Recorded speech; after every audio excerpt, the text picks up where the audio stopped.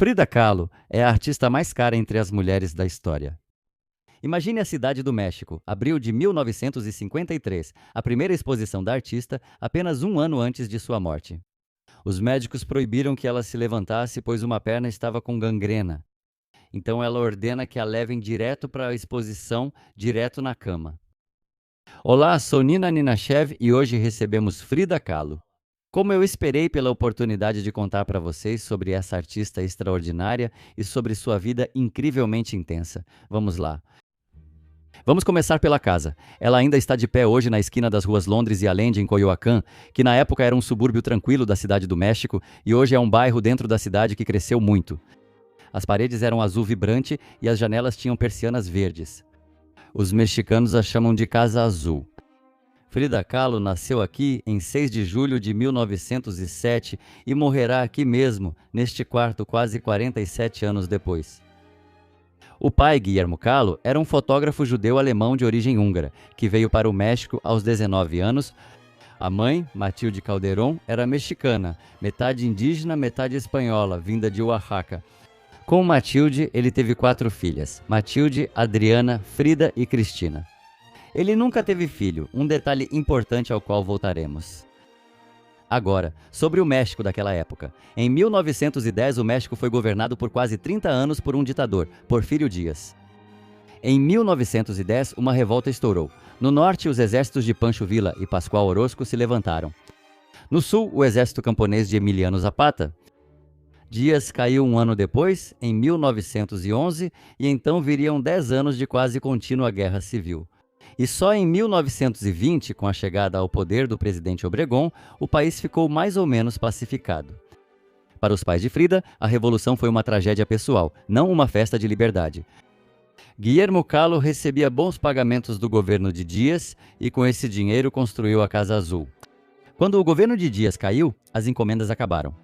10 anos de guerra civil arruinaram a família quase por completo. Eles hipotecaram a casa, venderam móveis e alugaram quartos. A mãe merece destaque. Matilda era uma fanática religiosa.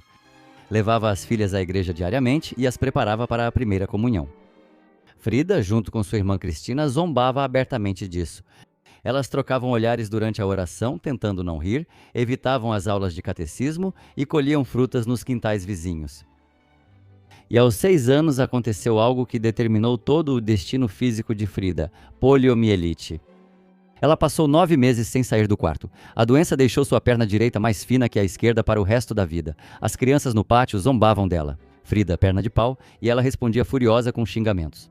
Para esconder a magreza da perna, ela usava 3 ou 4 pares de meias ao mesmo tempo e sapatos com salto adaptado. O pai, que foi extremamente carinhoso com a filha durante a doença, insistiu para que Frida praticasse esportes. Naquela época, isso era quase escandaloso para uma menina mexicana. Futebol, boxe, natação, remo, bicicleta. Atividades que só os meninos praticavam. Eu tinha os mesmos brinquedos que os meninos, ela lembrava. Nas famílias mexicanas era muito importante ter um filho homem. Era pela linha masculina que a herança era transmitida, e o pai escolheu a jovem Frida como substituta de um filho. Ele passou a levá-la ao estúdio e ensinou a revelar fotos e a estética da fotografia, moldando 2 traços importantes do caráter da filha. Em primeiro lugar, uma atitude livre em relação aos papéis de gênero. Ela gostava de usar ternos masculinos de 3 peças. Existe uma famosa foto de família de 1926, onde Frida está entre a mãe e as irmãs vestida com um terno masculino completo e uma bengala. Isso também se refletiu em seus autorretratos. Por exemplo, o autorretrato com cabelo cortado de 1940, onde ela explora o tema da masculinidade, independência e rejeição do papel feminino clássico imposto pela cultura. Em segundo lugar, as bases do domínio visual, que mais tarde se tornaram a base de sua pintura. Mais um episódio da infância, fundamental para entender sua futura pintura. Depois de ter poliomielite, a solitária Frida, passando muitos meses em seu quarto, inventou para si uma amiga imaginária. Ela respirava no vidro da janela, desenhava uma porta no vidro embaçado com o dedo e saía por ela para o seu próprio mundo imaginário. Muitos anos depois, ao explicar uma de suas pinturas mais famosas, As Duas Fridas, ela descreveria exatamente essa experiência infantil de se dividir em duas. Preste atenção, o tema do duplo, do corpo ferido e do refúgio imaginário não nasce da moda vanguardista ou de uma tentativa de surrealismo, como muitos lhe atribuiriam, mas sim da infância solitária de uma menina doente em Coyoacán. Os anos escolares de Frida coincidem com as mudanças pós-revolucionárias no México. Amigos, um pequeno anúncio sem fins lucrativos. Estamos lançando um projeto para descobrir novos artistas talentosos. Haverá divulgação, haverá uma interação clara e respeitosa. Vou deixar o link na descrição. Se você é artista, escreva para o e-mail e vamos conversar. Em 1920, José Vasconcelos, um brilhante filósofo que participou da Revolução contra Dias, é nomeado ministro da Educação. Ele declara uma cruzada pela alfabetização, constrói 1000 escolas rurais, abre bibliotecas, piscinas e escolas de pintura ao ar livre. E o que é mais importante para a nossa história, firma contratos com artistas, Diego Rivera, José Clemente Orozco, Alfaro Siqueiros, para que eles pintassem murais nas paredes dos edifícios públicos, exaltando a história e a cultura mexicana. Assim, de uma simples propaganda, nasceu o movimento muralista mexicano. Aquele mesmo que tornaria Diego Rivera, o futuro marido de Frida, o artista mais famoso do país. Rivera se tornará a principal figura desse movimento, uma espécie de artista oficial do Novo México. Fazendo uma analogia com os dias de hoje, seria como se o governo encomendasse ao Banksy para pintar as fachadas de todos os ministérios. E é justamente nessa escola, a famosa Escola Nacional Preparatória, a instituição de ensino mais prestigiada do México, onde entre 2.000 alunos havia apenas 35 garotas que em 1922 ingressa a jovem Frida de 15 anos, ao contrário das irmãs, que receberam apenas a educação religiosa tradicional, considerada suficiente para as mulheres daquela época. Em 1922, quando Frida entrou lá, a escola tinha acabado de começar a aceitar mulheres. As garotas representavam apenas cerca de 1,7% do total de estudantes. Frida foi uma das 35 pioneiras que ousaram buscar ensino superior no México, destacando-se por sua inteligência ao passar nos exames mais difíceis. Mas também graças ao seu pai, que apoiou seu desejo de estudar em pé de igualdade com os rapazes. Ela sonhava em se tornar médica. Foi exatamente aqui, no auditório da escola, que ela viu pela primeira vez Diego Rivera, de 35 anos, pintando afrescos no auditório da escola. Já casado, já famoso, trabalhando nos andaimes sobre o painel da criação. Segundo a lenda, ela disse às amigas que um dia teria um filho dele. E esse desejo, esse sonho, também se tornaria um aspecto importante da vida e da obra da artista. 17 de setembro de 1925, Frida tem 18 anos. Ela é uma garota bonita, viva, muito ativa, enérgica, que não seguia regras, um pouco travessa, um pouco revolucionária, um pouco apenas uma menina. Ela está voltando para casa com seu primeiro amor, Alejandro Gomes, em um ônibus de madeira, sem suspeitar que essa viagem rotineira vai mudar toda a sua vida. A seguir vou citar o próprio relato dela para que vocês ouçam tudo em primeira mão.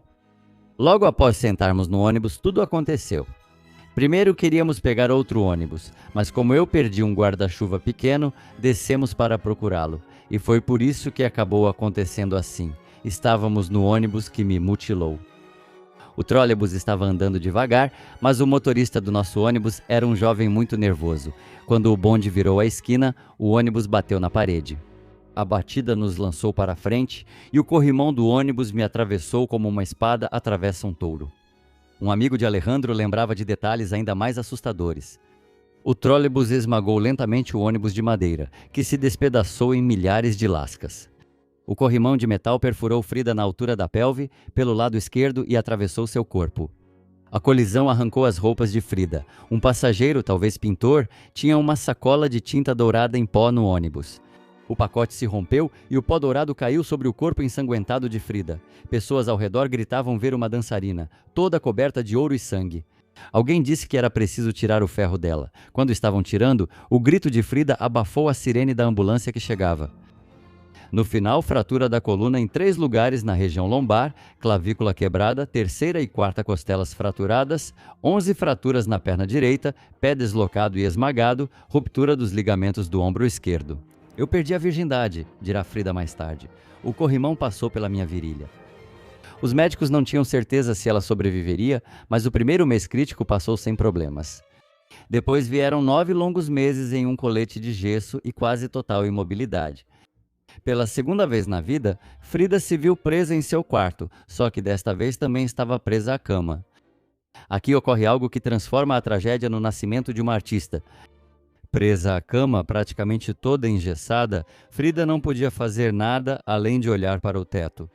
Então, o pai dela construiu um cavalete especial para ela, que era preso diretamente à cama, e acima da cama ele fixou um espelho, de modo que, deitada de costas, a jovem pudesse ao menos ver o próprio reflexo.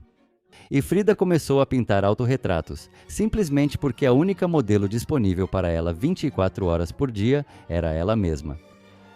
Os autorretratos se tornarão a linha principal de sua obra. Eles também servirão como um diário gráfico de sua vida difícil e turbulenta.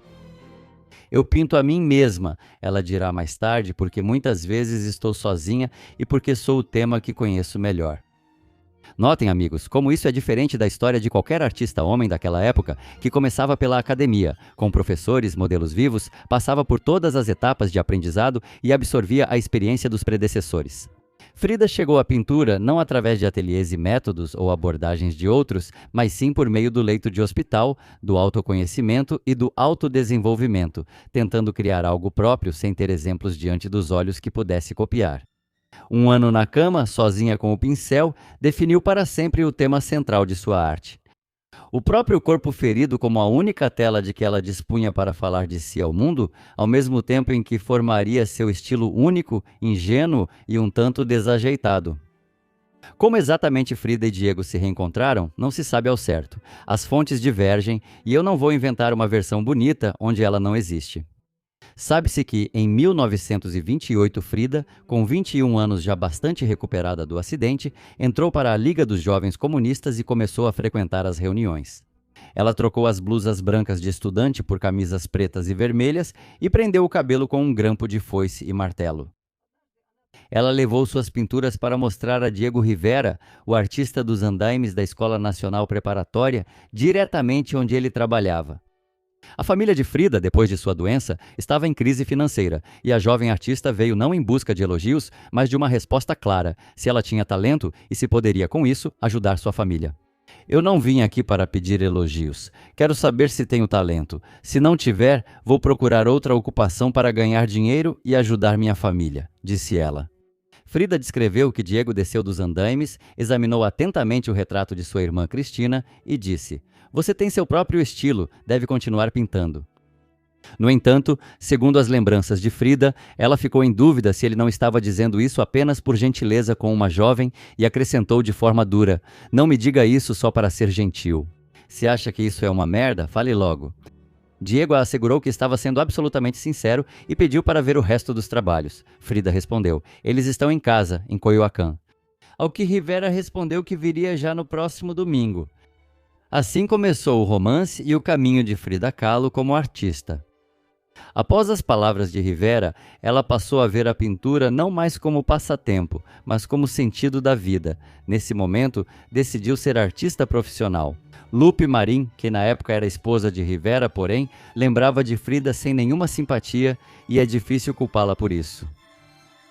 Fiquei chocada com a familiaridade com que essa moça atrevida se dirigia a ele. Ela o chamava de meu amigão. Naturalmente, eu sentia ciúmes, mas não dava importância a isso, porque Diego se apaixonava com a mesma facilidade com que uma biruta muda com o vento. Rivera era 20 anos mais velho que Frida, corpulento, já quase 3 vezes casado, se contarmos do jeito mexicano, incluindo também os longos romances. Famoso, o artista mais conhecido do país. O que o atraía era justamente a franqueza dela, a sinceridade, a honestidade direta, a ousadia e, claro, a sexualidade escancarada. Diego não tentou reeducá-la, nem impor seu estilo, e no início, provavelmente nem acreditava, como muitas vezes, que uma mulher realmente se dedicaria à pintura. Você deve adquirir sua própria expressividade, ele escreve em suas memórias, colocando-se praticamente como criador de um gênio.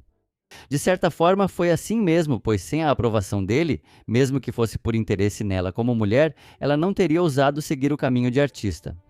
E foi exatamente assim que Frida se tornou uma das pouquíssimas artistas na história da arte que nem sequer tentou estudar pintura formalmente. A influência de Rivera nas primeiras obras de Frida é evidente.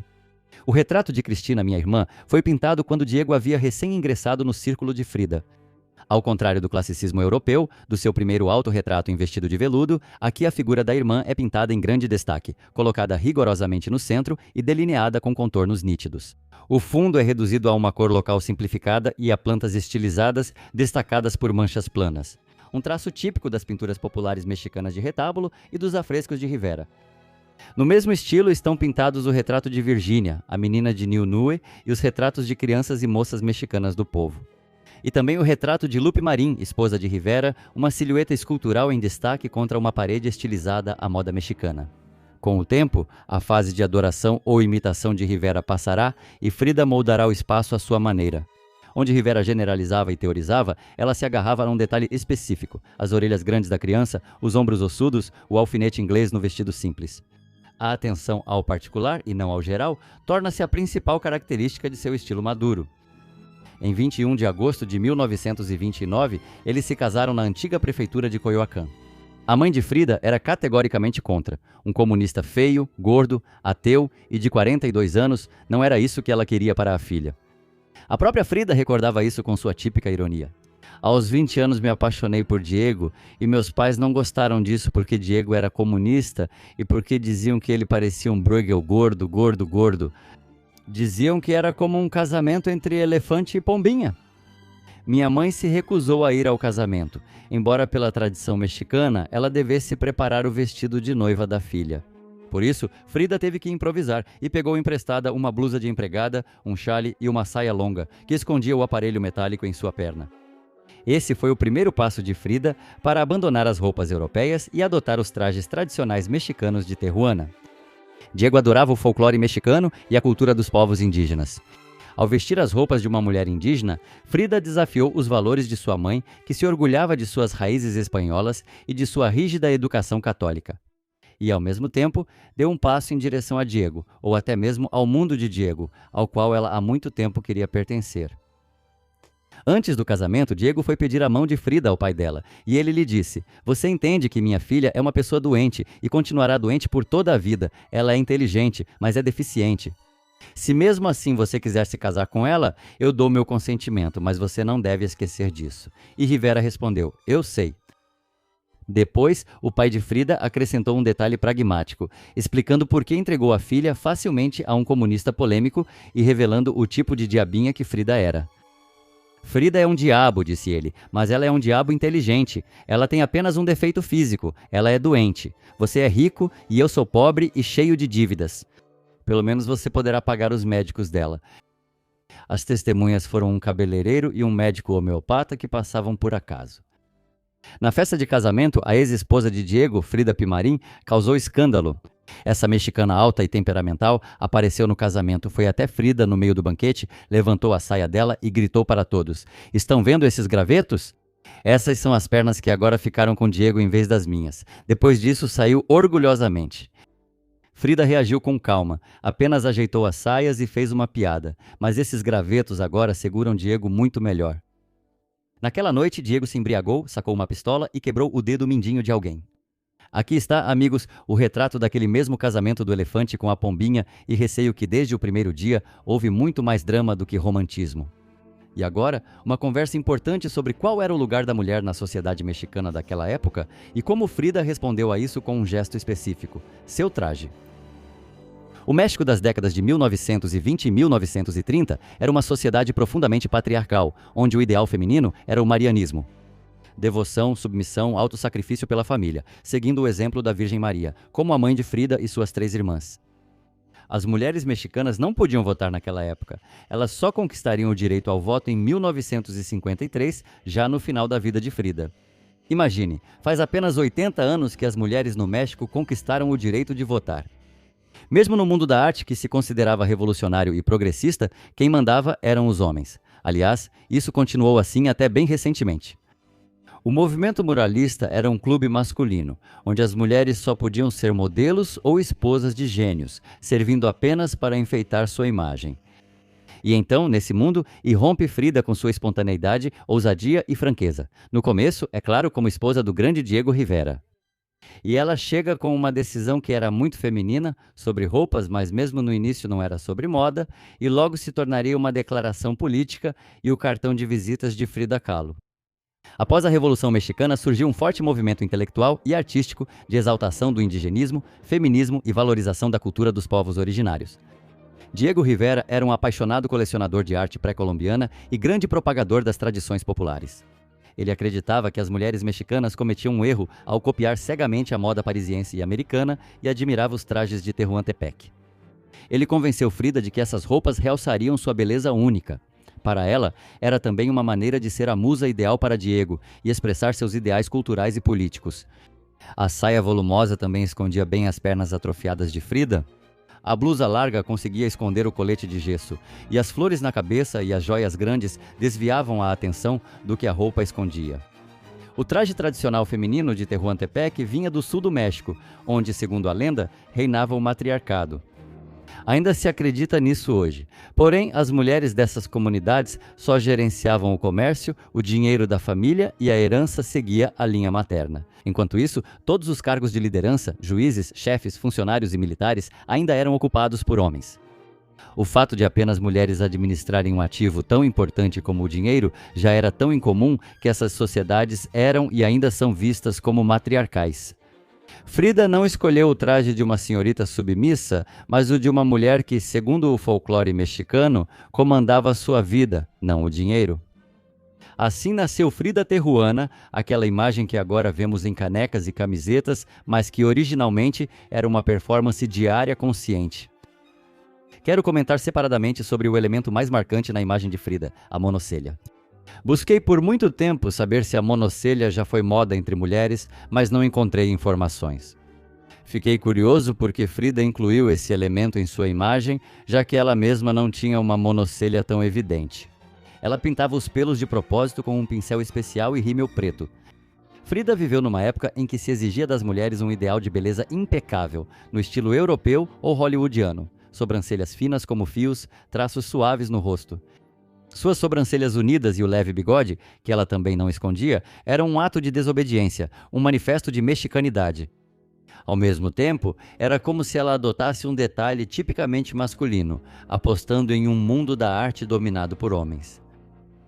Ao mesmo tempo, Frida também não era uma esposa submissa ao muralista dentro do próprio casamento. Ela entrou no Partido Comunista antes de Diego, participava das reuniões e escrevia discursos. Quando Rivera pintava o painel Rebelião, onde ela aparece como uma comunista armada com um rifle nas mãos, e ironicamente disse: "Você tem cara de cachorro", ela respondeu sem hesitar, "e você tem cara de sapo". E ainda assim vou ser honesto. Durante a vida de Frida, mesmo com seu temperamento forte e independente, ela passou muitos anos à sombra de Rivera. O release de imprensa de sua primeira exposição individual em Nova York, em 1938, começava com as palavras: "Frida Kahlo, esposa de Diego Rivera". Até André Breton, sobre quem falarei depois, em seu ensaio entusiasmado sobre sua arte, não resistiu e a chamou de companheira de vida de seu monstruoso marido marxista. O verdadeiro reconhecimento em grande escala de Frida como uma artista independente, e não apenas como esposa de um grande homem, só viria após sua morte. Em vida, ela equilibrava dois papéis ao mesmo tempo: uma mulher que afirmava publicamente o direito de controlar seu próprio corpo, sexualidade e opiniões políticas, e uma mulher que a imprensa apresentava principalmente pelo sobrenome do marido. No início dos anos 30, Rivera recebia várias encomendas nos Estados Unidos, primeiro em São Francisco, depois Detroit e Nova York. Frida o acompanha como uma esposa, mas chama a América de Gringolândia, não sem ironia. Foi justamente em Detroit, em 1932, que aconteceu um dos episódios mais difíceis da vida dela. Depois do acidente, Frida fisicamente não podia dar à luz naturalmente. A bacia quebrada tornava isso quase impossível. Mesmo assim, ela engravidou e queria muito ter um filho. Relembro as tradições do México. Só a mulher que dava um filho ao marido era vista como cumprindo seu dever feminino. E Frida, rebelde, travessa, mas ao mesmo tempo uma mulher que amava muito o marido, sonhava em lhe dar um filho. Ela estava feliz. Médicos em Detroit, a princípio, insistiram no aborto, mas Frida queria um filho de Diego e decidiu arriscar. Mas em 4 de julho de 1932, na 13ª semana, ela sofreu um aborto espontâneo bem no Hospital Henry Ford, em Detroit. O aborto foi acompanhado de um sangramento intenso e ela quase não sobreviveu. Nos primeiros dias no hospital Henry Ford, Frida estava em estado de profundo choque. A dor física se somou à sensação de completa solidão. Ela estava sozinha em um país estrangeiro. Diego estava ocupado com o trabalho e seu próprio corpo a traiu de forma tão cruel. Ainda no quarto do hospital, Frida pediu aos médicos que lhe dessem atlas médicos e ilustrações de embriões. Os médicos recusaram no início por temerem sua saúde mental, mas Diego insistiu para que trouxessem os livros. Ela começou a desenhar em detalhes as particularidades anatômicas da estrutura da pelve e os estágios de desenvolvimento do feto. Esse era o jeito dela de racionalizar a catástrofe, transformar uma dor pessoal insuportável em objeto de estudo para de alguma forma recuperar o controle da situação. Depois dessa tragédia, Frida Kahlo renasceu como artista. Ela abandonou os retratos tradicionais e pintou o quadro por causa do qual estou contando tudo isso para vocês em tantos detalhes, e que é considerado a obra mais importante e comovente de Frida Kahlo. É o Hospital Henry Ford, de 1932, primeira obra na história da arte a retratar um aborto espontâneo. Nessa pintura, ela se retratou nua em uma cama de hospital ensanguentada no meio de uma paisagem industrial de Detroit. Em sua mão, fios vermelhos parecidos com cordões umbilicais levam a 6 objetos simbólicos. O filho perdido, que ela queria chamar de Diego em homenagem ao marido. Os caracóis cor-de-rosa são um símbolo do lento e doloroso passar do tempo no hospital. O modelo anatômico da pelve feminina simboliza o motivo pelo qual ela não conseguiu levar a gravidez até o fim. O mecanismo metálico representa a frieza e crueldade dos equipamentos hospitalares. As orquídeas foram um presente de Diego, simbolizando a sexualidade e o amor murchos. Aos ossos quebrados da pelve devido ao acidente. Diego Rivera ficou impressionado com esse trabalho. Mais tarde, em sua autobiografia, ele escreveu: Frida começou a pintar uma série de obras-primas sem paralelo na história da arte. Elas expressavam apenas sua essência feminina, seu sofrimento e resistência. O aborto espontâneo em Detroit irá definitivamente formar a linguagem visual única de Frida Kahlo. A partir de agora, seus autorretratos não serão apenas uma representação de sua aparência, mas um relato honesto, às vezes até cruel e anatômico de sua vida interior, uma autobiografia gráfica de Frida Kahlo, cheia de dor e contada de uma forma que ninguém havia feito antes dela. Quem além de uma mulher poderia contar essa história? Aliás, no meu canal tem um vídeo sobre a primeira impressionista, Berthe Morisot, que também lutou contra os preconceitos em Paris no final do século XIX. Não deixem de assistir, o link vai estar na descrição. No mesmo verão, a mãe de Frida falece. Frida pinta um quadro dedicado a esse triste acontecimento, Minha Ama e Eu, onde entrelaça sua própria infância e a perda da mãe na trama sobre nascimento e leite. Com saudades do México, ela escreveu para uma amiga de Nova York. Nova York é simpática, mas ainda sinto falta do México. Rivera acreditava que a Revolução Mundial deveria ocorrer justamente ali, nos Estados Unidos, num país industrial, e queria permanecer mais tempo no país. Frida, porém, achava isso em grande parte conversa fiada. Agora, um episódio sem o qual é impossível entender o contexto político da vida de Frida, a história de Leon Trotsky. Vou relembrar brevemente um pouco da história. Trotsky foi um dos principais líderes da Revolução Russa de 1917 e criador do Exército Vermelho, mas perdeu a luta pelo poder para Stalin e, em 1929, foi expulso da URSS. Depois disso, ele vagou pelo mundo como exilado na Turquia, França e Noruega, mas nenhum país concordava em lhe conceder asilo permanente, temendo a ira de Moscou. Em 1937, foi Diego Rivera, com o apoio do presidente do México, Lázaro Cárdenas, quem conseguiu que o México aceitasse Trotsky. Mas 1937 é o ano do início das repressões na Rússia. A crueldade com que Stalin iniciou as purgas e a guinada que a URSS deu do comunismo para o autoritarismo, de fato dividiram o mundo. Muitos países, antes grandes apoiadores do comunismo, ideia que crescia rapidamente, ficaram chocados e decepcionados com ele. Mas ninguém queria entrar em conflito com Moscou, por isso muitos ficariam felizes em aceitar Trotsky, que simbolizava o antigo e verdadeiro comunismo sem mácula, como a igualdade de todos perante todos, mas não ousavam fazê-lo. E somente o distante México não vacilou, embora Stalin já tivesse enviado assassinos em seu encalço.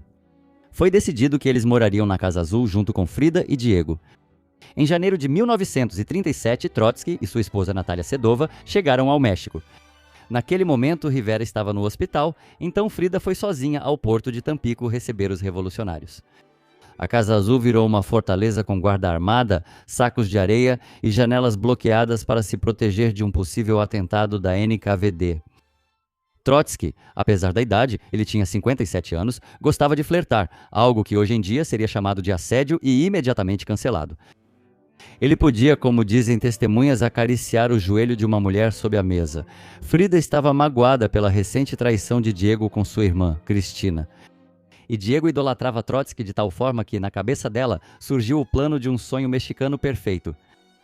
Trotsky, acostumado a uma vida revolucionária rigorosa, ficou instantaneamente encantado com a Frida, viva, ousada e espirituosa. E para completar, surgiu um problema de idioma. Nem Diego nem Natália Sedova dominavam o inglês suficientemente e Trotsky não falava espanhol. Então acabou que Frida e Trotsky conversavam em inglês, que Frida conhecia muito bem. Aproveitando para praticar o idioma, eles começaram a conversar abertamente em inglês à mesa de jantar, trocando insinuações ambíguas e nessa excitante brincadeira de flerte bem debaixo do nariz dos cônjuges. Trotsky entregava livros para Frida, colocando cartas de amor entre as páginas. Nas mensagens, ele a chamava de meu amor, admirava sua beleza e inteligência.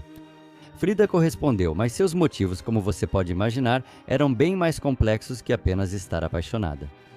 O romance atingiu o auge quando Frida convidou Trotsky para a fazenda de sua família em San Angel, sob o pretexto de descanso. Lá, eles podiam passar tempo a sós, sem suspeitas por parte de Natália Sedova e Diego. O que faziam lá, nós não sabemos e nem queremos saber, não é mesmo? O romance foi breve e acabou discretamente, sem escândalos. Trotsky optou por não arriscar sua segurança nem a relação com Rivera. Mas a marca ficou na arte. Foi justamente nesse período, em 1937, que Frida pintou o autorretrato Chulanchang e Eu, e o famoso autorretrato dedicado a Liev Trotsky, aquele mesmo que mais tarde ficaria pendurado em seu quarto. No papel que Frida segura nas mãos neste quadro, está escrito em espanhol: a Liev Trotsky, com todo o meu amor, dedico este quadro. 7 de novembro de 1937, Frida Kahlo, em San Angel, México. 7 de novembro marca o aniversário de Trotsky e o dia da Revolução de Outubro na Rússia. 3 anos depois, em agosto de 1940, Trotsky foi assassinado em sua casa na Cidade do México por um agente dos serviços secretos soviéticos com um golpe de picareta de gelo. Naquela época, ele já não morava na Casa Azul. Mesmo assim, sua morte afetou Frida, que foi presa por um tempo, suspeita de envolvimento no atentado. O principal motivo dos interrogatórios foi Frida conhecer pessoalmente o assassino, o agente da NKVD Ramon Mercader, que usava o nome Jacques Mornar, um suposto canadense. Eles se conheceram em 1939 em Paris, quando ela foi convidada pelos surrealistas que não entenderam sua arte, mas falaremos disso depois. No México, Frida buscou ganhar a confiança do círculo de Trotsky e se aproximou da intelectualidade, especialmente de Frida, relembrando Paris e convidando-a para almoços. Quando a polícia descobriu quem era Mornar, as pistas logo levaram a Frida. Além disso, embora em 1937 Frida e Diego fossem trotskistas apaixonados e tivessem dado abrigo a ele, em 1939 eles já estavam profundamente brigados com o velho. Não só por causa do romance revelado com Frida, mas também por divergências políticas, nas quais não vou entrar aqui.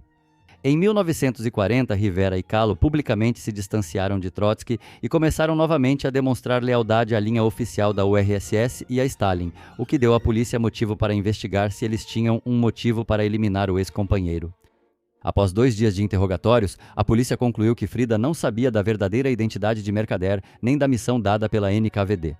Mercader apenas usou o contato com a artista e seu círculo como cobertura para se infiltrar. Após retirar todas as acusações, ela foi liberada e, abalada e exausta, Frida imediatamente voou para São Francisco para encontrar Diego, para onde ele havia fugido rapidamente por precaução assim que soube da morte de Trotsky. Mas vamos voltar um pouco. Esse foi um momento muito interessante para entender a arte de Frida. Em 1938, André Breton, poeta francês, ideólogo e, basicamente, o principal gerente da marca do surrealismo, se usarmos uma linguagem moderna, chega ao México, aquele mesmo movimento do qual Salvador Dalí fazia parte. Os surrealistas viam o racionalismo e a moral burguesa como causas dos horrores da Primeira Guerra Mundial. Por isso, era necessário criar uma super-realidade, o surrealismo, onde sonhos, alucinações, medos infantis e desejos sexuais reprimidos, segundo Freud, têm o mesmo valor que a vida cotidiana, utilizando técnicas do cadáver esquisito. Transes meditativos e registro de sonhos. No geral, eles eram uma espécie de marxistas ocultistas, muito pomposos e bastante populares. Ao ver as pinturas da Frida, Breton fica encantado e declara que ela é uma surrealista. Além disso, uma surrealista espontânea, que surgiu por si só, sem qualquer influência da Escola de Paris. Ele escreve para o catálogo da exposição dela em Nova York um ensaio entusiasmado e rebuscado. A arte de Frida Kahlo é uma fita ao redor de uma bomba. Bonito, não é? Mas o interessante é que a própria Frida não gostou muito desse rótulo. Vou explicar. O surrealismo europeu baseava-se em grande parte na técnica da escrita automática, na ideia de que o artista deveria desligar o controle consciente e liberar na tela imagens do subconsciente, sonhos, fantasias, pura irracionalidade. As ideias de Freud eram populares na Europa naquela época. Frida nunca pintou sonhos, mas sim a sua própria realidade, ainda que de forma simbólica, retratando de maneira extremamente literal suas costas mutiladas, seu aborto espontâneo, sua cirurgia, seus animais de estimação e seu próprio rosto. Essa era a essência da Frida Kahlo, seu credo artístico. E essa era sua vida real, suas emoções, suas sensações e sua dor.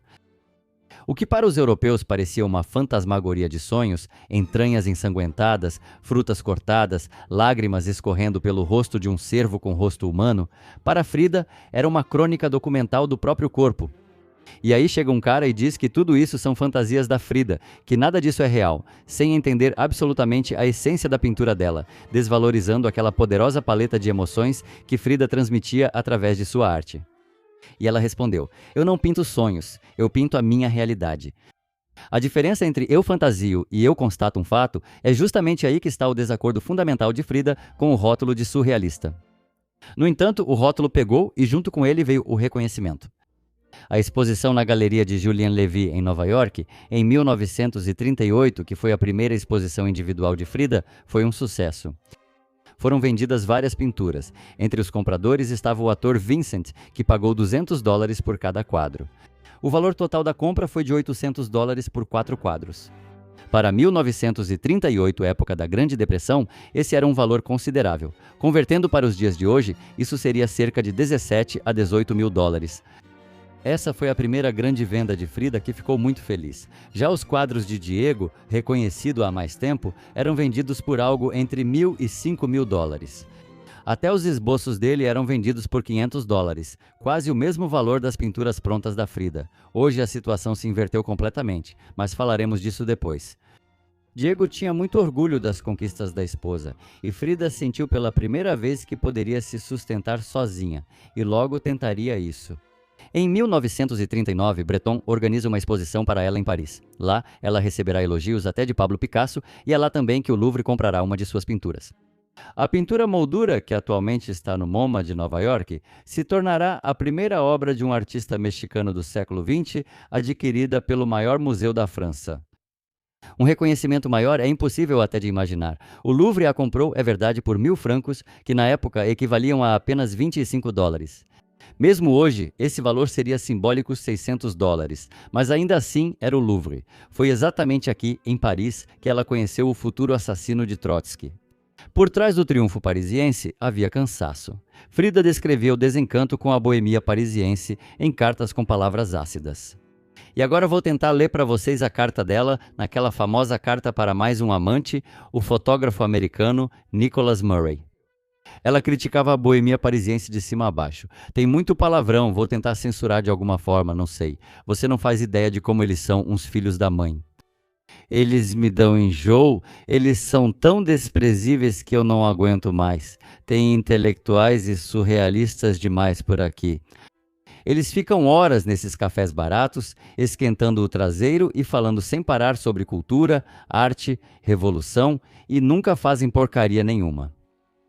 A experiência em Paris a deixou tão enojada com a arte europeia pomposa que Frida declarou categoricamente: prefiro sentar no chão e vender tortilhas no mercado de Toluca do que ter qualquer coisa a ver com essa cambada de artistas fuleiros de Paris.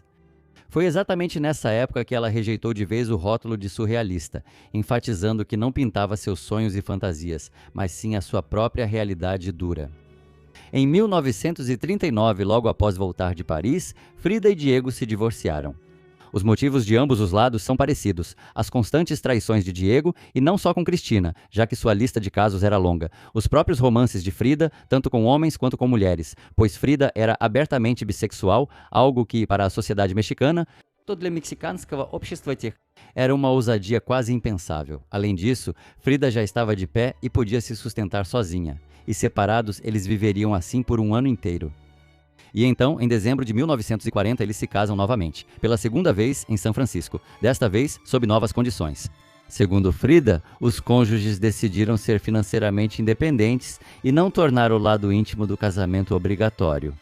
Era uma união incomum para o México conservador. По сути, партнерство двух людей não vivem um sem o outro, mas também não conseguem conviver normalmente. Mas eu vou acrescentar mais uma coisa. Frida entendia que, pelos padrões da sociedade mexicana, ela não era completa, que ela não podia dar à pessoa amada tudo o que ele queria. E essa foi, ao meu ver, a escolha mais difícil para uma mulher: deixar quem você ama porque não está dando certo, ou ficar com ele, dando-lhe a liberdade de conseguir aquilo que você mesma não pode dar. Por que eu o chamo de meu Diego? Ela escreve mais tarde em seu diário. Ele nunca foi meu e nunca será. Ele pertence a si mesmo. As últimas décadas da vida de Frida são, antes de tudo, a história de um corpo que vai se rendendo lentamente. A partir dos anos 40, ela é operada sem parar. Só nos últimos anos de vida, ela vai passar por mais de 30 cirurgias na coluna e na perna. Em 1950, ela vai passar quase um ano no hospital, pintando o colete de gesso e recebendo visitas diretamente no quarto do hospital. É importante ressaltar que, embora seja fácil ver esses anos apenas como sofrimento, testemunhas lembram Frida no hospital de forma bem diferente. Ela sabia ouvir, fazia piadas, organizava pequenas festas com tequila direto no quarto, assistia filmes com as irmãs e amigos. Nós, pessoas saudáveis que íamos visitá-la, saíamos de lá tranquilos, lembrava a amiga próxima Helena Vázquez Gomes. Em 1944, o estado da coluna vertebral de Frida piorou drasticamente. Ela teve que passar por várias cirurgias complexas e depois ficou cerca de 5 meses usando um colete rígido de aço e ortopédico, em vez dos habituais de gesso. Foi nessa época que ela pintou um de seus quadros mais famosos, A Coluna Partida. Aqui é importante saber que, em espanhol, coluna vertebral e coluna são a mesma palavra, la columna. E Frida usa esse jogo de palavras aqui, desenvolvendo um enredo em torno da dor que ela retrata com pequenos pregos cravados por todo o corpo, enquanto lágrimas escorrem pelo seu rosto. O peito e o abdômen de Frida estão abertos por um corte cirúrgico, revelando uma coluna vertebral partida, sustentada apenas por um colete médico de tiras brancas. Ele, ao mesmo tempo, serve como suporte e como um instrumento de tortura, restringindo o corpo dela. Em 1946, Frida foi para Nova York para uma cirurgia complexa de espondilodese, a fusão cirúrgica das vértebras usando grampos de metal e enxerto ósseo. Ela depositava grandes esperanças nessa cirurgia, esperando se livrar da dor constante. No entanto, a intervenção não teve sucesso. Ao voltar para o México, Frida percebeu que a cirurgia não só não ajudou, como também causou novas complicações. E ela pinta mais um quadro famoso, O Veado Ferido, no qual ela mesma aparece na forma do nobre animal. Depois de pintar esse quadro, ela o deu de presente de casamento aos seus grandes amigos Arcádio e Lina Beutler, junto com um bilhete: "Deixo para vocês meu retrato, para que minha presença esteja com vocês todos os dias." O modelo para o veado foi seu servo de estimação chamado Graniza, que morava com ela na Casa Azul. A presença dos grandes chifres de veado não é por acaso. Ela revela a natureza andrógena de seu ego. Do corpo do veado saem 9 flechas. No calendário e na mitologia asteca, o veado é um símbolo da vida terrena e dos ciclos, e o número 9 é o símbolo do submundo. Além disso, ao fundo podem ser vistas 9 árvores. Aos pés do veado há um galho seco quebrado com folhas verdes. Na tradição mexicana, um galho quebrado colocado diante de um animal é frequentemente usado em rituais funerários. Este é um símbolo do fim da vida, de esperanças não realizadas e de despedida. No canto inferior esquerdo, ao lado da assinatura de Frida, lê-se Karma. Já naquela época, ela começava a perceber seu sofrimento incessante como um destino kármico inevitável, que estava destinada a carregar até o fim. O cervo kármico é um autorretrato, uma metáfora de um animal acuado? Frida sente-se um alvo do destino onde cada flecha é mais uma cirurgia, uma traição ou um trauma físico. E em 1953 acontecerá aquela mesma exposição individual com a cama no meio da galeria, com a qual comecei este relato. A primeira exposição individual de Frida Kahlo e, de certa forma, o último ato de triunfo antes do ocaso. Ela foi organizada por uma amiga próxima de Frida, a fotógrafa Laura Álvares Bravo. Aos 45 anos, Frida, que estava constantemente sob fortes analgésicos devido à gangrena que havia começado na mesma perna que foi afetada pela poliomielite na infância, recebeu dos médicos uma proibição categórica de sair da cama. Mas Frida disse: "Eu quero estar presente. Se os médicos não me permitem sentar, eu vou deitada." Às 19h30, algumas horas antes da abertura da sala de exposições, um caminhão chegou à galeria. Os trabalhadores descarregaram a grande cama de madeira de 4 colunas de Frida, com colchão, travesseiros e espelho acima. Ela foi colocada no centro do salão principal. Às 20 horas, uma ambulância chegou sob o som da sirene, escoltada por motociclistas. Frida Kahlo foi levada para a galeria em uma maca e cuidadosamente transferida para sua própria cama. Das 20h15 até a meia-noite, Frida permaneceu na exposição. Ela estava vestida com seu melhor traje tradicional de Tehuantepec, seus cabelos adornados com flores frescas e fitas coloridas, e seus dedos brilhavam com anéis grandes. Ela estava deitada no meio do salão, cercada por centenas de convidados, artistas, políticos, a boemia mexicana e a imprensa estrangeira. Frida fez da vernissagem uma celebração vibrante da vida. Ela fazia piadas, bebia tequila e, junto dos músicos mariachi que vieram, cantava suas canções folclóricas mexicanas favoritas. Os convidados se aproximavam da cama dela para prestar homenagens, beijar sua mão ou conversar. Entre as pinturas penduradas nas paredes, incluindo seus autorretratos mais ousados, o centro da composição era ocupado por sua própria performance ao vivo, um corpo consumido pela doença, mas cheio de um espírito inquebrável. Diego Rivera, presente na exposição, mal conseguia conter as lágrimas. Mais tarde, ele diria que aquela noite foi um dos dias mais grandiosos da história da cultura mexicana. A exposição foi um sucesso colossal e durou mais do que o planejado, mas a própria Frida não pôde mais visitá-la. Apenas alguns meses depois, em agosto de 1953, devido à gangrena, ela teve a perna direita amputada abaixo do joelho. Isso a levou a uma depressão profunda. Esse foi um golpe duro, após o qual, segundo pessoas próximas, a vontade de Frida de viver enfraqueceu. Ela estava cansada de lutar contra o próprio corpo, de perder partes de si e de seus sonhos, afastando-se da imagem ideal de si mesma. Ela escreve em seu diário, e espero que eu não seja bloqueado por isso, mas acho importante contar isso para vocês. Eles amputaram minha perna há 6 meses. Eles me submeteram a 1000 tormentos, e eu quase perdi a razão. Ainda quero me matar. Só Diego me impede. Mas nunca na vida eu sofri tanto. Vou esperar mais um pouco. Em abril de 1954, Frida tomou uma dose perigosa de analgésicos e foi hospitalizada às pressas. Diego Rivera e as cuidadoras conseguiram salvá-la, mas foi um sinal claro. Um mês antes de sua morte, ela foi novamente hospitalizada após tomar uma dose de analgésico. Em 13 de julho de 1954, Frida Kahlo faleceu na Casa Azul devido a uma pneumonia ou, como sugerem muitos biógrafos, por overdose de analgésicos. No entanto, não foi realizada a autópsia, então nunca saberemos as verdadeiras causas da morte, e eu não vou especular sobre isso aqui.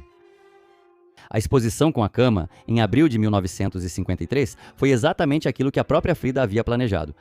Um grande ato final, uma despedida grandiosa e destemida do público, em seus próprios termos. A despedida dela aconteceu no Palácio de Belas Artes da Cidade do México. No mesmo edifício onde, décadas atrás, Vasconcelos convidava os muralistas para pintar as paredes. Na cerimônia esteve presente o presidente do México, Lázaro Cárdenas, o mesmo que certa vez deu asilo a Trotsky. Desde 1958, a Casa Azul se tornou um museu em sua memória e hoje é um dos museus mais visitados da Cidade do México. Frida Kahlo viveu apenas 47 anos, dos quais quase 30 em constante dor física, iniciada por aquele acidente com o trólebus. Mas foi justamente dessa dor, do corpo mutilado, da impossibilidade de ter filhos, das traições do marido, dos próprios romances, do traje de Tehuana como gesto político, do rótulo de surrealista que ela rejeitou, que nasceu uma das biografias pictóricas mais honestas e reconhecíveis do século XX. Nasceram pinturas que não podem ser compreendidas sem entender a vida de Frida, e é impossível não amá-las depois que você conhece a sua dor. As pinturas de Frida Kahlo, como você já percebeu, não se avaliam só pelo lado técnico. Aqui tudo é prosaico, mas os significados que ela dava às suas obras são únicos. A vida que ela viveu é realmente inspiradora, e a dor que ela suportou é verdadeiramente comovente. Mas ela não foi uma vítima, ela foi uma mulher que, em um país onde a mulher deveria ser apenas uma acompanhante, escolheu ser o sol.